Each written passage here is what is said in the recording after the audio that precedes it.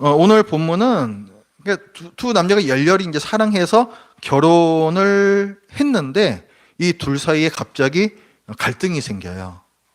거기에 대한 본문입니다. 그래서 5장 2절부터 6장 1절까지 제가 읽겠습니다. 내가 잘지라도 마음은 깨었는데, 이거 지금 여자의 목소리예요. 여자입니다. 내가 잘지라도 마음은 깨었는데 나의 사랑하는 자의 소리가 들리는구나. 문을 두드려 이르기를 나의 누이, 나의 사랑, 나의 비둘기, 나의 완전한 자야. 문을 열어 다오. 내 머리에는 이슬이, 내 머리털에는 밤이슬이 가득하였다 하는구나. 내가 옷을 벗었으니 어찌 다시 입겠으며 내가 발을 씻었으니 어찌 다시 더럽히랴마는. 내 사랑하는 자가 문틈으로 손을 들이밀매 내 마음이 움직여서 일어나 내 사랑하는 자를 위하여 문을 열 때 몰약이 내 손에서 몰약의 칩이 내 손가락에서 문빗장에 떨어지는구나. 내가 내 사랑하는 자를 위하여 문을 열었으나 그는 벌써 물러갔네. 그가 말할 때에 내 혼이 나갔구나. 내가 그를 찾아도 못 만났고 불러도 응답이 없었노라. 성 안을 순찰하는 자들이 나를 만나매 나를 쳐서 상하게 하였고 성벽을 파수하는 자들이 나의 겉옷을 벗겨 가졌도다. 예루살렘 딸들아, 너희에게 내가 부탁한다. 너희가 내 사랑하는 자를 만나거든 내가 사랑함으로 병이 났다고 하려무나. 이제 친구들이 얘기합니다. 여자들 가운데 어여쁜 자야, 너의 사랑하는 자가 남의 사랑하는 자보다 나은 것이 무엇인가? 너의 사랑하는 자가 남의 사랑하는 자보다 나은 것이 무엇이기에 이같이 우리에게 부탁하는가? 여자가 다시 얘기합니다. 내 사랑하는 자는 희고도 붉어 많은 사람 가운데에 뛰어나구나. 머리는 순금 같고 머리털은 고불고불하고 까마귀같이 검구나. 눈은 시냇가의 비둘기 같은데 우유로 씻은 듯하고 아름답게도 박혔구나. 뺨은 향기로운 꽃밭 같고 향기로운 풀 언덕과도 같고 입술은 백합화 같고 몰약의 즙이 뚝뚝 떨어지는구나. 손은 황옥을 물린 황금 놀이개 같고 몸은 아로새긴 상아에 청옥을 입힌 듯하구나. 다리는 순금 받침에 세운 화반석 기둥 같고 생김새는 레바논 같으며 백향목처럼 보기 좋고 입은 심이 달콤하니 그 전체가 사랑스럽구나. 예루살렘 딸들아, 이는 내 사랑하는 자요 나의 친구로다. 친구들이 또 얘기합니다. 여자들 가운데에서 어여쁜 자야, 네 사랑하는 자가 어디로 갔는가? 네 사랑하는 자가 어디로 돌아갔는가? 우리가 너와 함께 찾으리라. 아멘.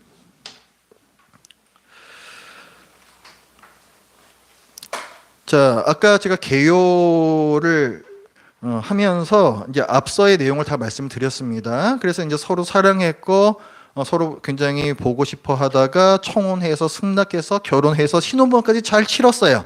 그러니까 신혼생활이 시작이 된 것입니다. 이렇게 행복하고 순탄했던 이야기가 갑자기 반전되는 것이 오늘의 본문이에요. 5장 2절부터입니다. 영원히 행복할 줄만 알았던 두 사람 간에 불화가 생겼습니다. 2절을 보면 내가 잘지라도 마음은 깨었는데 했습니다. 여자가 잠자리에 들었어요. 여자 잠자리에 들었는데 혼자 잡니다. 혼자 자요. 둘이 같이 있지 않다는 게 벌써 이상한 거예요. 그죠? 그리고 혼자서 잠들었는데 그럼 남자는 어디 있느냐 보니까 그 밑에 보면 이제 나와요. 남자는 아주 늦은 밤에 늦은 밤에 이 뭐 안개도 밤안개도 있고 해가지고 졌잖아요 우리가. 그래서 지금 이 밤이슬을 맞으면서 이 늦은 밤에 집 밖에서 문을 열어달라면서 문을 두드리고 있습니다. 그러니까 여자는 집 안에 있고 남자는 집 밖에 있어요. 어떤 이유인지 모르겠지만 두 사람이 지금 갈등과 불화가 있는 상태입니다. 자, 그러니까 우리가 뭘 할 수 있냐면은 뭔가 부부 싸움을 한 거예요, 둘이서. 부부 싸움을 하다가 남자가 삐져가지고 밖으로 뛰쳐나갔습니다. 그러고서는 이게 친구들하고 술을 먹는지 어쩌는지 밤 늦게까지 들어오질 않아요. 그러니까 여자가 문을 그냥 걸어 잠궈 버렸습니다. 그리고 잠자리에 혼자 들었어요. 하지만 마음이 편치가 않죠. 그래서 5장 2절에 보면 내가 잘지라도 마음은 깨었다 하는 것입니다. 편치 않은 마음에 잠이 들었다 깼다고 하면서 이게 비몽사몽간에 지금 있는 상태죠. 근데 이 남자가 이제 돌아와 가지고 이제 문을 두드리면서 얘기합니다. 뭐 술 먹고 기분이 좋아진 건지 뭐 어떻게 된 건지 2절에 보면 이렇게 얘기해요. 나의 누이, 나의 사랑, 나의 비둘기, 나의 완전한 자야. 문을 열어다오.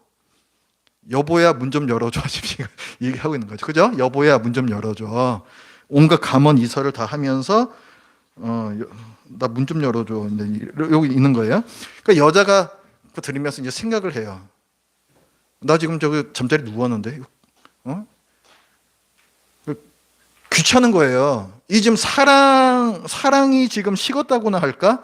부부싸움 해가지고 꼴배기 싫은 그 인간이 지금 나가가지고 문 열어달라고 두들기고 있으니까 일어나기도 귀찮은 거예요. 그래서 그게 이제 그 3절이에요. 내가 옷을 벗었으니 어찌 다시 입겠으며 내가 발을 씻었으니 어찌 다시 더럽히려마는. 그래서 저걸 열어줘 말아. 막 이렇게 이제 이렇게 고민하는 동안에 그동안에 이제 남자는 어떻게든지 그 좀 집에 들어오려고 애를 쓰고 있습니다. 그 4절을 보면은 내 사랑하는 자가 문틈으로 손을 들이밀매.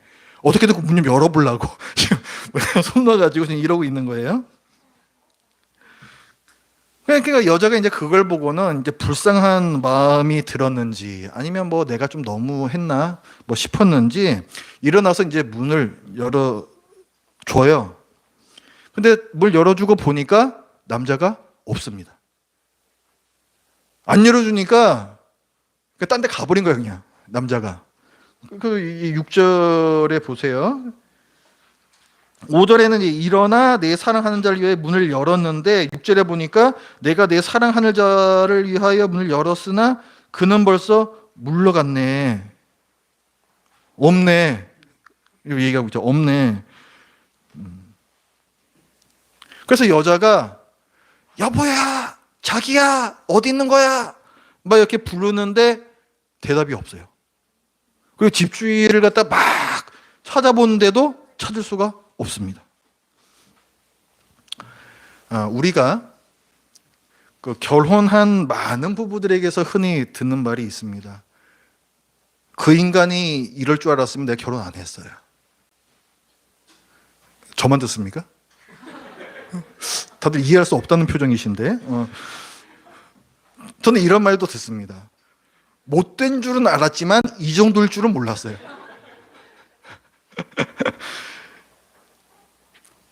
이 결혼하고 나면요, 그 연애할 때에는 몰랐던 수많은 단점들이 보이기 시작합니다. 양말을 왜 맨날 그 소파 밑에다가 던져놓는 거냐? 그것도 뒤집어가지고 왜 그런 거예요, 도대체? 그 아무 데서나 그 트림하고 이불 속에서 방구 끼고 그거 왜 그런 거냐 도대체 그거. 그 휴일이 되면은 좀 애도 좀 보고 그래야지. 그 부시시한 머리로 그 꾀지지하게 저기 그 러닝 셔츠 바람으로 소파에 나와 앉아가지고 핸드폰이나 들여다보고 앉았고. 그렇죠. 뜨거운 그 열렬한 사랑의 감정이란 결코 영원하지 않습니다. 그건 다 한때예요. 그건 사실. 또 이런 일도 있죠. 아내가 뭔 일이 있어가지고 친정에 가면 남새가 만세를 부릅니다.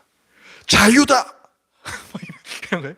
거꾸로 남자가 어디 일 때문에 출장을 가면 또 우리 아내가 자유다. 애 하나 없어졌다. 뭐 이런 식으로 이제 생각을 하신단 말이에요. 그러니까 저 사람이 그 내 옆에 있으면은 그냥 하여간 귀찮아요. 자꾸 날 뭔가 번거롭게 하고 귀찮습니다. 그러니까 뭐 나한테 뭐 아무것도 요구를 하지 않아도 그냥 있는 것만으로도 귀찮아 그냥. 그렇죠? 아니라는 표정이신데.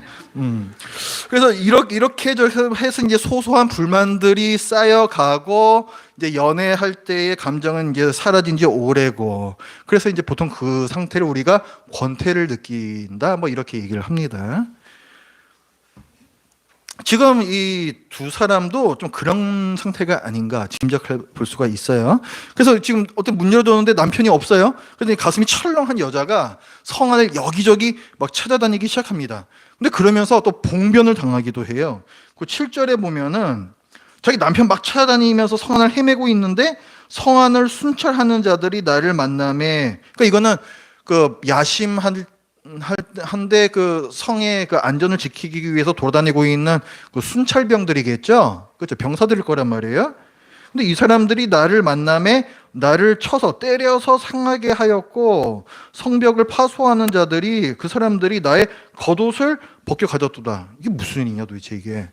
아니 시민의 안전을 지켜야 할 사람이 시민을 때리고 겉옷을 가져가다니 이게 무슨 말인가? 이게 왜 그러냐면 그 당시에는 한밤중에 막 이렇게 돌아다닌다 하면은 그 사람은 분명히 수상한 사람이었어요. 그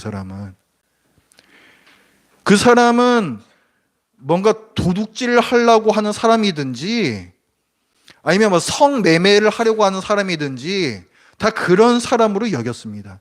근데 지금 이 시간에 지금 이 어떤 여자가 막 미친 듯이 막 돌아다니고 있으니까 이 순찰병들이 보기에는 너무 이상한 거예요. 그래가지고 집으로 돌아가라 해도 안 돌아가고 하니까 뭐 때렸다, 뭐 겉옷을 가져갔다라고 했는데 어쨌든 무슨 짓을 좀 한 것 같습니다.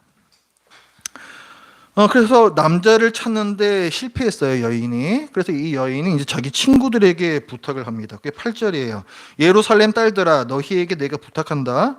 너희가 내 사랑하는 자를 만나고, 그러니까 남편을 너희가 좀 만나면 내가 사랑함으로 병이 났다고 하려무나. 그러니까 내 남편을 보게 되면 전해달라는 거예요.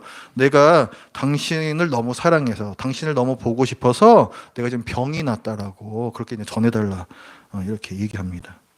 그 9절에 보면 이 친구들이 그 부탁을 들어주질 않아요. 그 9절에 보면 여자들 가운데 친구들이 말해요. 여자들 가운데 어여쁜 자야. 그 여자가 굉장히 이뻤던 것 같습니다. 너의 사랑하는 자가 그 남자가 남의 사랑하는 자보다 다른 남자들보다 나은 것이 무엇인가? 너의 사랑하는 자가 남의 사랑하는 자보다 나은 것이 무엇이기에 이같이 우리에게 부탁하는가? 그러니까 이런 거죠. 여자들 가운데 어여쁜 자야. 네가 아깝다. 이렇게 네가 아깝다. 부부 싸움 했는데 꼭 그 옆에서 그런 말 하는 사람이 야, 네가 아까워. 네가 아까워. 너희 사랑하는 자가 남의 사랑하는 자보다 나은 것이 무엇인가? 야, 그냥 놔둬. 그 인간이 뭐가 좋다고 다시 찾아? 그 얘기예요, 지금. 그 얘기 하는 거예요. 이러면서 남편을 찾아달라는 여인의 부탁을 들어주지 않습니다. 그러니까 이제 여인이 또 이제 말하기 시작해요. 너희가 몰라서 그러는데 하면서 또 얘기를 시작합니다. 그게 10절부터 이제 나오는 말씀이에요. 이 10절부터 나오는 거 보면은 내 사랑하는 자는 이제 그 피부에 대해서 얘기해요. 피부가 희고도 혈색이 좋은가 봐요. 그 붉어. 우리 그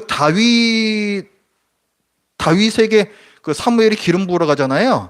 그때도 그 다윗을 보니까 그 혈색이 그 붉었다라고 나와 있습니다. 그 아주 건강하고 아름답다라는 표현이에요. 그 붉다라는 표현은. 그러니까 이 남자는 그렇게 아름다운 사람이다 라고 얘기하고 있고 11절에서 머리는 순금이고 머리털은 꼬불꼬불하고 까마귀같이 검다. 그러니까 이 머리를 보면 순금처럼 마치 후광이 비치는 듯하고 그 다음에 머리터블은 곱슬곱슬하고 아주 흑당같이 검은 것이 아주 보기가 좋다는 거죠. 12절에서는 이제 눈도 예쁘다 해요. 눈도 예쁘고 그러니까 우유로 씻은 듯하다. 그러니까 이 눈의 이 흰자위가 아주 깨끗하다는 것입니다. 아주 깨끗하고 보석처럼 박혔다. 정말 아주 아름답게 얼굴에 위치하고 있다 이런 표현이겠고 13절에서 뺨에 대해서도 마치 향기가 나는 언덕 같아요. 봄이 좀 우리 뺨이 좀 볼록하잖아요. 그게 참 보기가 좋을 뿐 아니라 마치 그걸 보고 있으면 향기가 나는 듯한 여자가 좀 약간 좀 이 콩깍지가 지금 씌어 있는 지금 상태라고 우리가 이해를 해야 됩니다. 그리고 입술은 백합화 같고 몰약의 즙이 뚝뚝 떨어지는구나. 그 다음에 14절에 이 손은 황옥을 물리는 황금 노리개라고 번역이 되어 있는데 이거 그 문의 경첩 아시죠?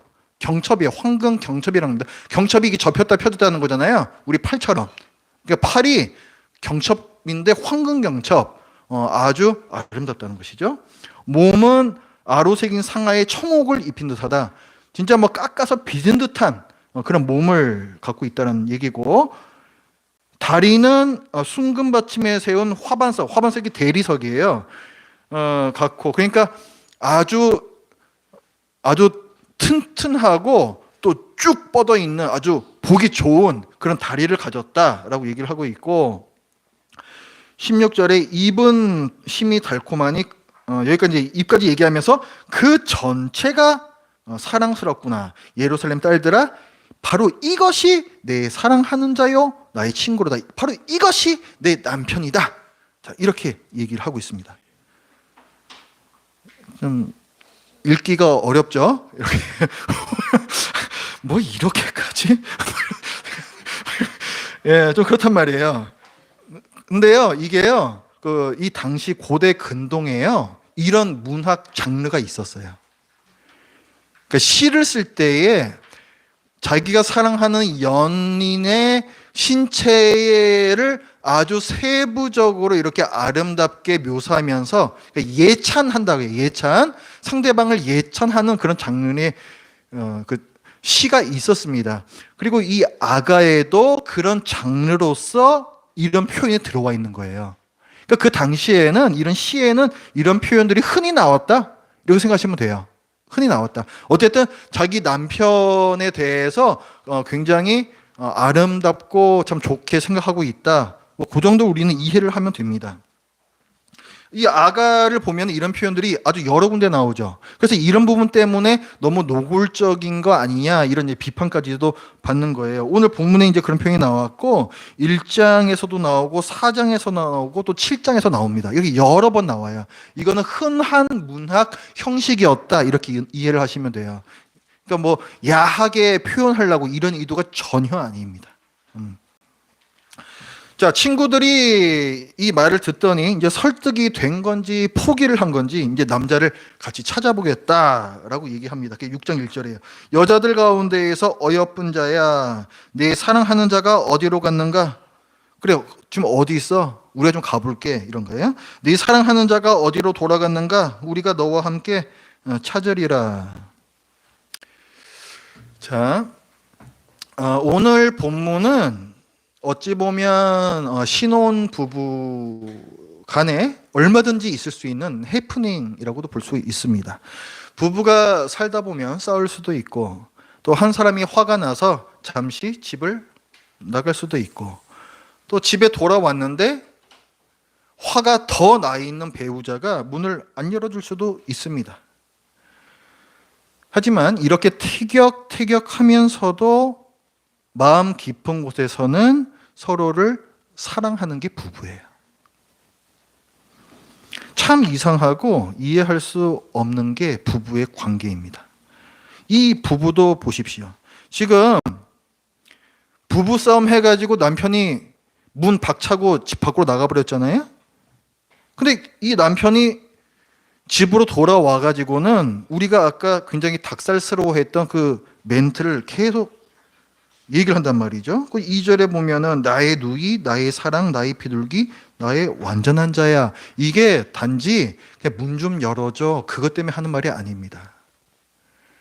우리 입장을 바꿔놓고 생각해 보면요, 그냥 미안해, 문 좀 열어줘 하면 되지. 그걸 내 아내에게, 내 남편에게 나의 누이, 나의 사랑, 나의 비둘기, 나의 완전한 자야, 문 좀 열어줘, 이렇게 절대로 얘기하지 않습니다. 그러니까 이 표현은 비록 뛰쳐나갔던 일은 있었지만 여전히 이 남편은 여인을 사랑하고 있는 거예요. 진심으로 사랑하고 있는 거예요. 그래서 6장 4절부터를 보면은 이제 남자가 여자의 몸에 대해서 또 예찬을 해요. 아까 그 문학 장르가 있다 그랬잖아요. 그 형식이 여기 또 나온다고요. 이번엔 남자가 여자의 몸에 대해서 그렇게 얘기를 해요. 이건 뭐냐면 여전히 자기 배우자를 극진히 사랑한다라는 표현이에요. 한편 아내는 어떻습니까? 그 부부싸움하고 아내도 삐졌어요. 그래서 혼자 잠자리에 들었잖아요. 그런데 마음은 깨었다 했습니다. 왜 그렇습니까? 마음이 편치 않은 것입니다. 복잡한 마음에 잠들지를 못하는 거예요. 남편을 여전히 사랑하고 있기 때문에 그렇습니다. 남편에게 문을 열어줘 말어, 지금 계속 주저했잖아요. 그 순간에도 자기 남편을 나의 사랑하는 자라고 표현을 해요. 정말 밉고 꼴 보기 싫고 그럴 때에도 이 여인은 계속해서 자기 남편을 나의 사랑하는 자다 이렇게 표현합니다. 2절에서 그렇게 하고 4절에서도 그렇게 하고 5절, 6절, 8절, 10절, 16절 계속해서 이 꼴도 보기 싫은 남편을 나의 사랑하는 자다 이렇게 표현하고 있습니다. 그리고 이 여인은 자기 남편을 찾기 위해서 위험을 무릅쓰기까지 합니다. 순찰병들에게 오해받아서 봉변당할 것을 감수하면서까지 늦은 밤에 남편을 찾으러 다녀요. 그 늦은 밤에 순찰병을 만났으니까 망정이지 더 나쁜 놈을 만났으면 어떻게 할 뻔했습니까? 여자 그걸 몰랐을까요? 그러나 그 위험을 무릅쓰고 자기 남편을 찾아 나선 거예요. 술 먹고 어디 길바닥에 엎어져가지고 자다가 얼어 죽지는 않을까 걱정이 되고 저 밴댕이 소갈딱지 같은 저 남편이 혹시 나한테 영영 삐져버린 건 아닐까, 아주 안 돌아오는 건 아닐까 걱정되고 두려워서 남편과 아내 두 사람 모두 서로에게 고백하고 있어요. 난 여전히 당신을 사랑해. 고백하고 있습니다. 부모 자식 관계도 마찬가지인데 그러니까 가족이란 게 그런 거예요. 가족이란 게 특히 부부 사이에는요 한없는 귀찮음과 한없는 사랑이 공존하는 게 현실입니다. 그래서 만세도 부르는 거예요. 어디 가냐. 한없는 귀찮음이 있기 때문에. 하지만 한없는 사랑이 거기 같이 있어요. 관건은 뭐냐면 이 불만과 권태의 현실을 바닥이 없는 사랑의 깊이로 녹여낼 수 있느냐에 달려 있어요.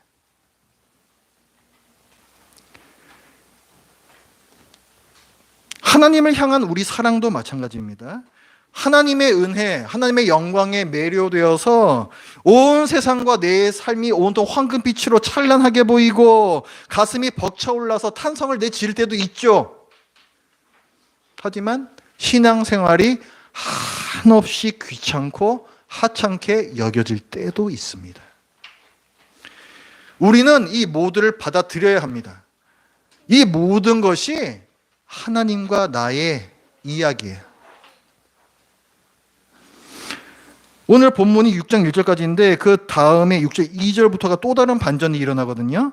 뭐 아내가 남편을 찾은 건지 또 남편이 제 발로 들어온 건지 어떻게 된 건지 모르겠는데 하여간 지금 아내와 남편이 같이 있어요. 그리고 서로의 눈을 바라보면서 사랑을 고백합니다. 그래서 그 닭살 멘트 4절부터 남자가 여자의 몸 구석구석을 아름답다고 표현하는 그 얘기 쭉 나오죠. 그러니까 이 두 남녀는 갈등과 불화의 위기를 결국 극복하고 더 깊고 원숙한 사랑으로 한 걸음 전진한 것입니다. 이 깊어진 사랑, 이것을 잘 드러내는 표현이 그 6장 3절이에요. 나는 내 사랑하는 자에게 속하였고 내 사랑하는 자는 내게 속하였으며. 이 표현은요, 당시 고대 근동에서 결혼식 할 때 성혼 선언문 중에 일부입니다. 우리 지금도 결혼식에 가면 그 주례가 성혼 선언이라는 걸 하잖아요. 그때 뭐 어떤 거 해요? 뭐 신부에게 묻고 신랑에게 묻습니다. 당신은 검은 머리가 팥불이 될 때까지 이 사람을 뭐 남편으로 혹은 아내로 영원히 사랑하시겠습니까? 그때 네 그 대답을 듣죠. 그 다음에 그 주례가 이제 두 사람은 부부가 되었다라고 성혼 선언을 한단 말이에요. 그죠? 그거하고 비슷한 거예요. 나는 내 사랑하는 자에게 속하였고 내 사랑하는 자는 내게 속하였다. 이것이 성혼 선언문입니다. 그런데 이 두 사람은 이미 결혼한 상태죠. 그런데 왜 이 고백을 다시 하는가?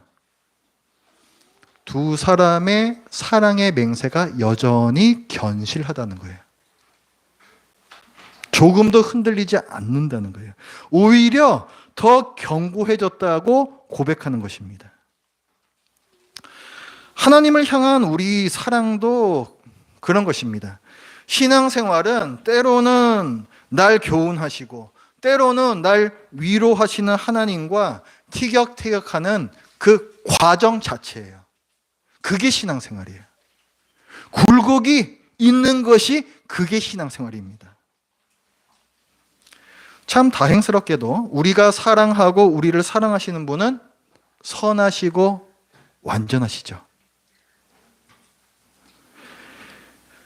우리 여기 책을 펴두시고 호세아 2장으로 가보겠습니다. 호세아 2장, 구약성경 뒷부분에 있어요. 호세아 2장으로 가보겠습니다. 우리의 신앙생활이란 어떤 것인지, 하나님과 그 백성 사이의 관계는 과연 어떤 것인지 여기 아주 잘 나와 있습니다. 호세아 2장 14절부터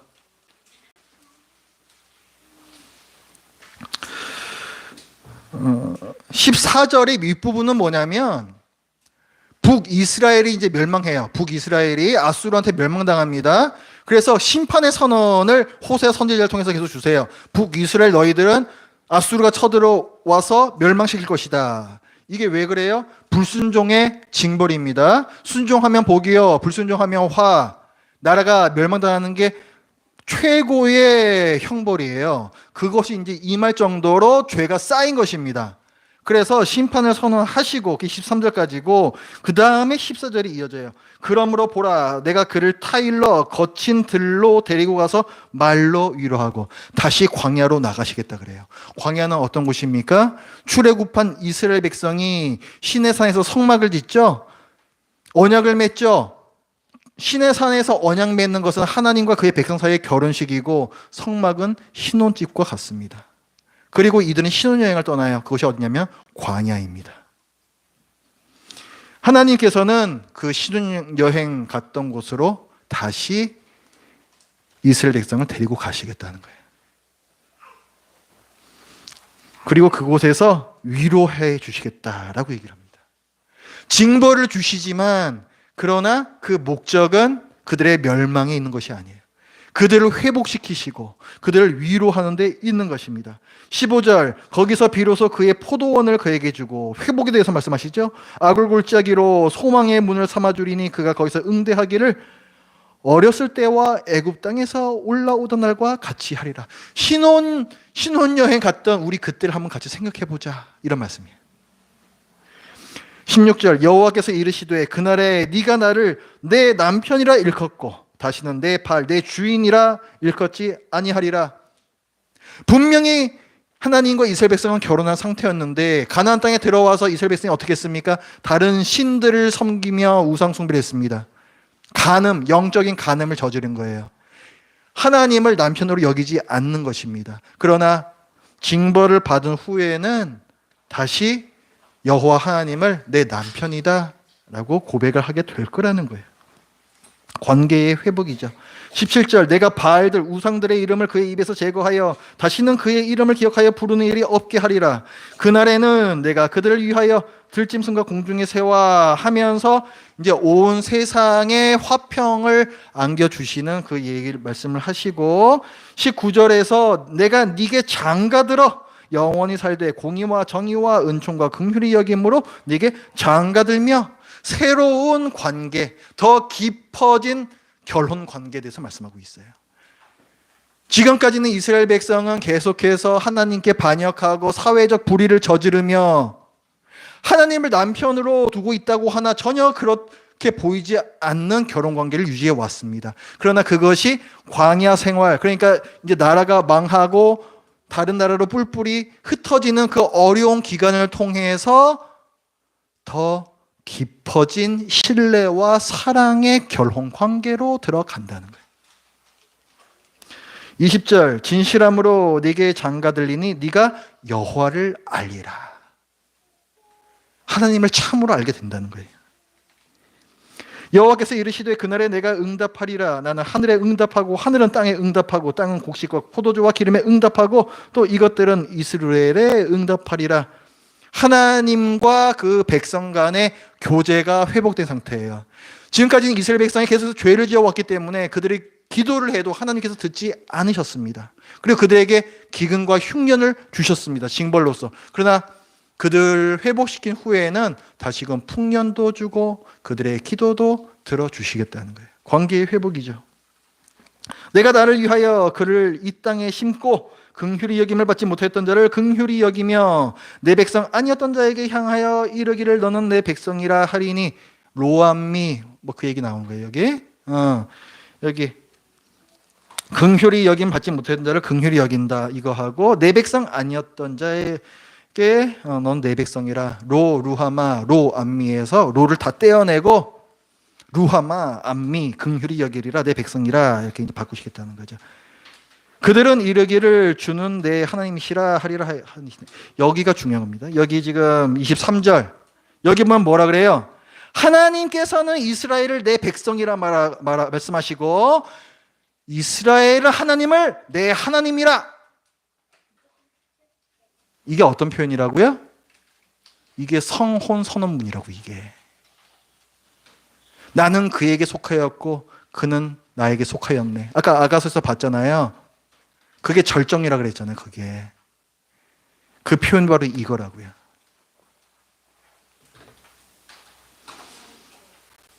이게 하나님과 우리의 관계예요. 이게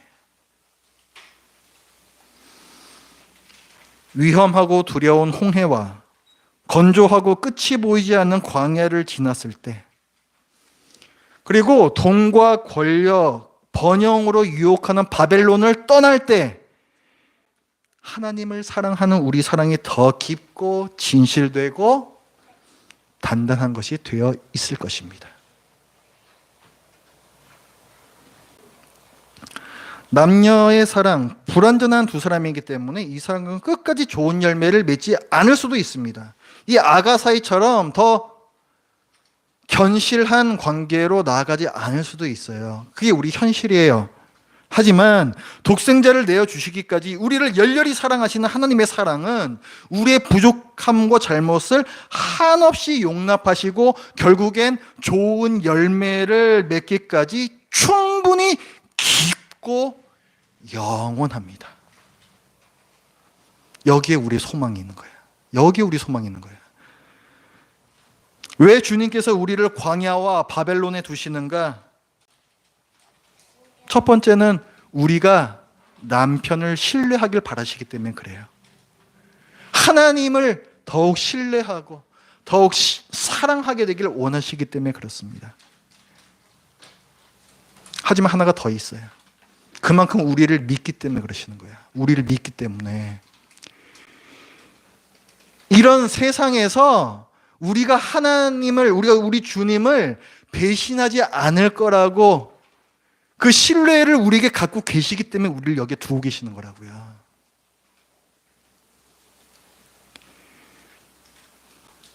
이게 하나님과 우리 사이의 관계예요. 이게.